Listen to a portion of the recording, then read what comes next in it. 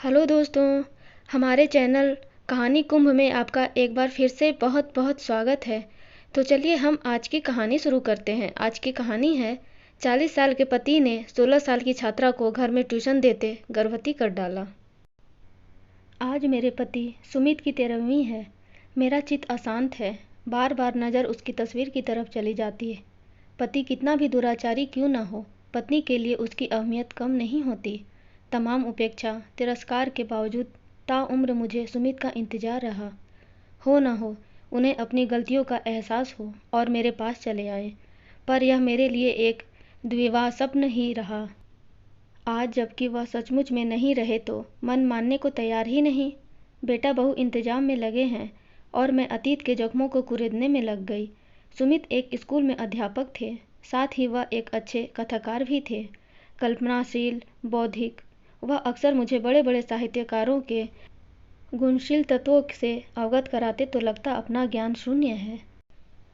मुझ में कोई साहित्यिक सरोकार न था, फिर भी उनकी बातें ध्यानपूर्वक सुनती। उसी का असर था कि मैं भी कभी कभी उनसे तर्क वितर्क कर बैठती। वह बुरा न मानते बल्कि प्रोत्साहित ही करते। उस दिन सुमित कोई कथा लिख रहे थे। कथा में दूसरी स्त्री का जिक्र था। मैंने कहा, यह सरासर अन्याय है उस पुरुष का जो पत्नी के होते हुए दूसरी औरत से संबंध बनाए। वो हंस पड़े तो मैं बोली, व्यवहार में ऐसा होता नहीं। सुमित बोले, खूबसूरत स्त्री हमेशा पुरुष की कमजोरी रही। मुझे नहीं लगता अगर सहज में किसी को ऐसी औरत मिले तो अछूता रहे। पुरुष को फिसलते देर नहीं लगती। मैं ऐसी स्त्री का मुंह नोच लूंगी। कृत्रिम क्रोधित होते हुए मैं बोली, पुरुष का नहीं। सुमित ने टोका तो मैंने कोई जवाब नहीं दिया। कई साल गुजर गए उस बातचीत को, पर आज सोचती हूँ कि मैंने बड़ी गलती की। मुझे सुमित के सवाल का जवाब देना चाहिए था। औरत का मौन खुद के लिए आत्मघाती होता है। पुरुष इसे स्त्री की कमजोरी मान लेता है और कमजोर को सताना हमारे समाज का दस्तूर है। इसी दस्तूर ने ही तो मुझे 30 साल सुमित से दूर रखा। उस पर मैंने आंख मूंद कर भरोसा किया। 2 बच्चों के पिता सुमित ने जब इंटर की छात्रा नमिता को घर पर ट्यूशन देना शुरू किया तो मुझे कल्पना में भी भान नहीं था कि दोनों के बीच प्रेमांकुर पनप रहे हैं।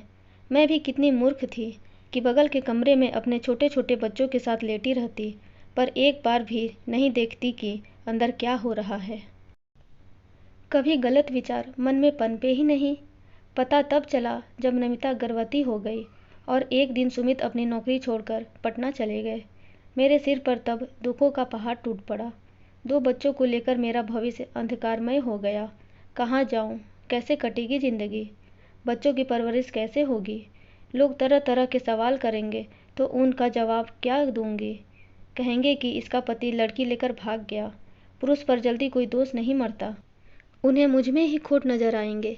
कहेंगे, कैसी औरत है जो अपने पति को संभाल ना सके। अब मैं उन्हें कैसे समझाऊंगी कि मैंने स्त्री धर्म का पालन किया, मैंने उन वचनों को निभाया जो अग्नि को साक्षी मान कर लिए थे। तीज का व्रत याद आने लगा। कितनी तड़प और बेचैनी होती है जब सारा दिन बिना अन्न जल के अपने पति का साथ 7 जन्मों तक पाने की लालसा में गुजार देती थी। गला सूख कर कांटा हो जाता। शाम होते होते लगता दम निकल जाएगा। सुमित कहते, यह सब करने की क्या ज़रूरत है, मैं तो हमेशा तुम्हारे साथ हूँ। पर वह क्या जाने इस तड़प में भी कितना सुख होता है। उसका यह सिला दिया मेरे पति ने। आगरा रहना मेरे लिए असहाय हो गया।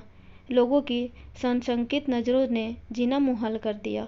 असुरक्षा की भावना के चलते रात में नींद नहीं आती। दोनों बच्चे पापा को पूछते। इस बीच भैया आ गए। उन्हें मैंने ही सूचित किया था। आते ही हम दोनों को खरी खोटी सुनाने लगे। मुझे जहाँ लापरवाह कहा वहीं सुमित को लंपट। मैं लाख कहूँ कि मैंने उन पर भरोसा किया। अब कोई विश्वासघात पर उतारू हो जाए तो क्या किया जा सकता है।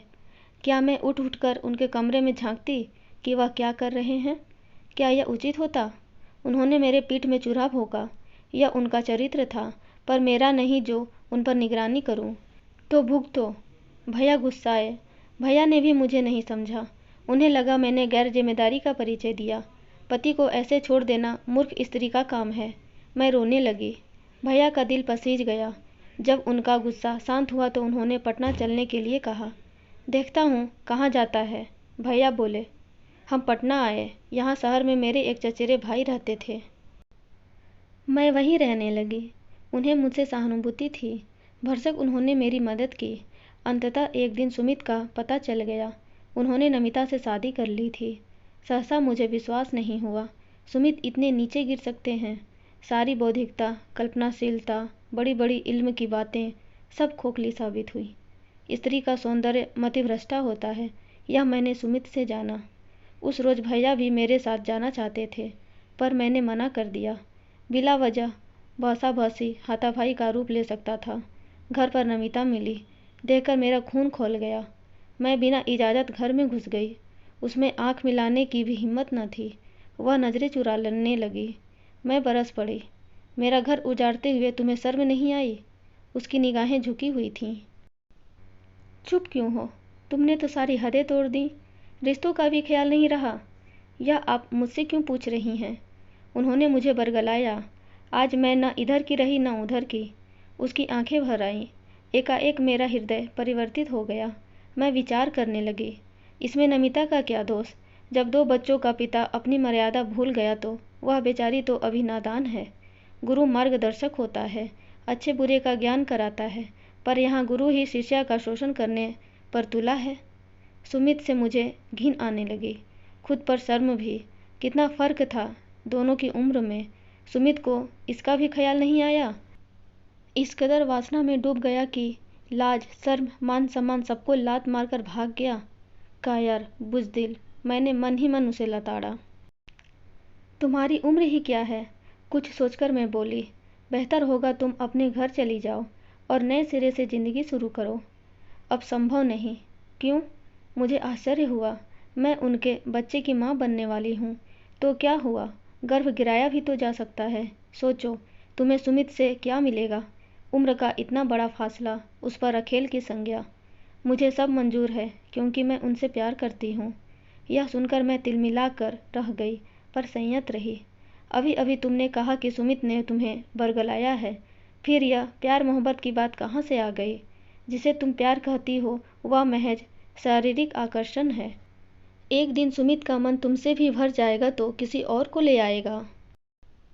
अरे, जिसे 2 अबोध बच्चों का ख्याल नहीं आया, वह भला तुम्हारा क्या होगा? मैंने नमिता को भरसक समझाने का प्रयास किया। तभी सुमित आ गया। मुझे देखकर सकपकाया। बोला, तुम यहाँ? हाँ, मैं यहाँ। तुम जहन्नुम में भी होते तो खोज लेती। इतनी आसानी से नहीं छोड़ूंगी। मैंने तुम्हें अपने से अलग ही कब किया था? सुमित ने ठिठाई की। बेशर्मी कोई तुमसे सीखे। मैं बोली, इन सब के लिए तुम जिम्मेदार हो। मैं चीखी। मैंने कहा था इसे लाने के लिए। नमिता की तरफ इशारा करते हुए बोली, मेरे प्रति तुम्हारी बेरुखी का नतीजा है। 24 घंटे क्या सारी औरतें अपने मर्द की आरती उतारती रहती हैं? साफ साफ क्यों नहीं कहते कि तुम्हारा मन मुझसे भर गया? जो समझो, पर मेरे लिए तुम अब भी वैसी ही हो। पत्नी? हाँ, तो यह कौन है? पत्नी? पत्नी नहीं, रखैल। जवान को लगाम दो। सुमित तनिक ऊंचे स्वर में बोले। यह सब उनका नमिता के लिए नाटक था। मुझे नहीं मालूम था कि तुम इतने बड़े पाखंडी हो। तुम्हारी सोच, बौद्धिकता सिर्फ दिखावा है। असल में तुम नाली के कीड़े हो। मैं उठने लगी। याद रखना, तुमने मेरे विश्वास को तोड़ा है, एक पतिव्रता स्त्री की आस्था खंडित की है। मेरी बद्दुआ हमेशा तुम्हारे साथ रहेगी। तुम इसके साथ कभी सुखी नहीं रहोगे। भराए गले से कहते हुए मैंने फिर पीछे मुड़कर नहीं देखा। भरे कदमों से घर आई। इस बीच मैंने परिस्थितियों से मुकाबला करने का मन बना लिया था। सुमित मेरे चित्त से उतर चुका था। रोने गिड़गिड़ाने या फिर किसी पर आश्रित रहने से अच्छा है मैं खुद अपने पैरों पर खड़ी हूँ। बेशक भैया ने मेरी मदद की, मगर मैंने भी अपने बच्चों के भविष्य के लिए भरपूर मेहनत की। इसका मुझे नतीजा भी मिला। बेटा प्रकाश सरकारी नौकरी में आ गया और मेरी बेटी सुगंधा का ब्याह हो गया। बेटी के ब्याह में शुरुआती दिक्कतें आई। लोग मेरे पति के बारे में उलूल जुलूल सवाल करते, पर मैंने हिम्मत नहीं हारी। एक जगह बात बन गई। उन्हें हमारे परिवार से रिश्ता करने में कोई खोट नज़र नहीं आई। अब मैं पूरी तरह बेटे बहू में रम गई। जिंदगी से जो भी शिकवा शिकायत थी सब दूर हो गई। उल्टे मुझे लगा कि अगर ऐसा बुरा दिन न आता तो शायद मुझ में इतना आत्मबल न आता। जिंदगी से संघर्ष करके ही जाना है कि जिंदगी किसी के भरोसे नहीं चलती। सुमित नहीं रहे तो क्या सारे रास्ते बंद हो गए? एक बंद होगा तो 100 खुलेंगे। इस तरह कब 60 की हो गई पता ही नहीं चला। इस दौरान अक्सर सुमित का ख्याल जहन में आता रहता, कहाँ होंगे, कैसे होंगे। एक रोज़ भैया ने खबर दी कि सुमित आया है, वह मुझसे मिलना चाहता है। मुझे आश्चर्य हुआ, भला सुमित को मुझसे क्या काम। मैंने ज़्यादा सोच विचार करना मुनासिब नहीं समझा। वर्षों बाद मेरे पति का आगमन मुझे भाव विभोर कर गया। अब मेरे दिल में उसके लिए कोई रंज न था। मैं जल्दी जल्दी तैयार हुई, बाल संवार कर जैसे ही मांग भरने के लिए हाथ ऊपर किया कि प्रकाश ने रोक लिया। मम्मी, पापा हमारे लिए मर चुके हैं। नहीं, मैं चिल्लाई, वह आज भी मेरे लिए जिंदा हैं। वह जब तक जीवित रहेंगे मैं सिंदूर लगाना नहीं छोड़ूंगी। तू कौन होता है मुझे यह सब समझाने वाला? मम्मी, उन्होंने क्या दिया है हमें, आपको? एक जिल्लत भरी जिंदगी, दर दर की ठोकरें खाई हैं हमने, तब कहीं जाकर यह मुकाम पाया है। उन्होंने तो कभी झांकना भी मुनासिब नहीं समझा।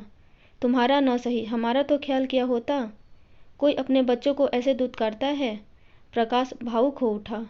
वह तेरे पिता हैं, सिर्फ नाम के। हमारे संस्कारों की जड़ें अभी इतनी कमजोर नहीं हैं बेटा कि माँ बाप को माँ बाप का दर्जा लेखा जोखा करके दिया जाए। उन्होंने तुझे अपनी बाहों में खिलाया है, तुझे कहानी सुनाकर वही सुलाते थे। इसे तू भूल गया होगा, पर मैं नहीं। कितनी ही रात तेरी बीमारी के चलते वह सोए नहीं। आज तू कहता है कि वह सिर्फ नाम के पिता हैं। मैं कहती रही, अगर तुझे उन्हें पिता नहीं मानना है तो मत मान, पर मैं उन्हें अपना पति आज भी मानती हूँ। प्रकाश निरुत्तर था। मैं भरे मन से सुमित से मिलने चल पड़ी। उसका हुलिया काफ़ी बदल चुका था। वह काफ़ी कमज़ोर लग रहे थे, मानो लंबी बीमारी से उठे हों। मुझे देखते ही उनकी आंखें नम हो गईं। मुझे माफ़ कर दो, मैंने तुम सबको बहुत दुख दिए। जी में आया कि उनके बगैर गुजारे एक एक पल का हिसाब उनसे लूं, पर खामोश रही। उम्र के इस पड़ाव पर हिसाब किताब निरर्थक लगे। सुमित मेरे सामने हाथ जोड़े खड़े थे। इतनी सज़ा काफ़ी थी। गुजरा वक्त लौटकर आता नहीं, पर सुमित अब भी मेरे पति थे। मैं अपने पति को और जलील नहीं देख सकती। बातों बातों में भैया ने बताया कि सुमित के दोनों गुर्दे खराब हो गए हैं। सुनकर मेरे कानों को विश्वास नहीं हुआ। मैं विस्फारित नेत्रों से भैया को देखने लगी। वर्षों बाद वो आए भी तो इस स्थिति में। कोई औरत विधवा होना नहीं चाहती, पर मेरा वैधव्य आसन्न था। मुझसे रहा न गया। उठकर कमरे में चली आई। पीछे से भैया भी चले आए। शायद उन्हें आभास हो गया था। मेरे सिर पर हाथ रखकर बोले, इन आंसुओं को रोको, मेरे वश में नहीं। नमिता दवा के पैसे नहीं देती। वह और उसके बच्चे उसे मारते पीटते हैं। बाप पर हाथ छोड़ते हैं। क्या करोगी? ऐसे रिश्तों की यही परिणति होती है। भैया के कथन पर मैं सुबकने लगी। भैया, सुमित से कहो वह मेरे साथ ही रहें। मैं उनकी पत्नी हूँ। भले ही हमारा शरीर अलग हुआ हो, पर आत्मा तो एक है। मैं उनकी सेवा करूँगी। मेरे सामने दम निकलेगा तो मुझे तसल्ली होगी। भैया कुछ सोच विचार कर बोले, प्रकाश तैयार होगा? वह कौन होता है हम पति पत्नी के बीच में ऐतराज जताने वाला? ठीक है, मैं बात करता हूँ। सुमित ने साफ मना कर दिया। मैं अपने गुनाहों का प्रायश्चित करना चाहता हूँ। मुझे जितना तिरस्कार मिलेगा, मुझे उतना ही सुकून मिलेगा। मैं इसी का हकदार हूँ। इतना बोलकर सुमित चले गए। मैं बेबस कुछ भी न कर सकी। आज भी वह मेरे न हो सके। शांत जल में कंकड़ मारकर उन्होंने टीस दर्द ही दिया, पर आज और कल में एक फ़र्क था। वर्षों इस आस से मांग भरती रही कि अगर मेरे सातित्व में बल होगा तो सुमित जरूर आएंगे। वह लौटे, देर से ही सही। उन्होंने मुझे अपनी अर्धांगिनी होने का एहसास कराया तो पति पत्नी का संबल होता है। आज वह एहसास भी चला गया। दोस्तों, आपको ये कहानी कैसी लगी? प्लीज़ कमेंट में बताइएगा। और ऐसी ही रोचक कहानियाँ पढ़ने और सुनने के लिए हमारे नए चैनल कहानी कुंभ को लाइक, शेयर एंड सब्सक्राइब ज़रूर करें। धन्यवाद।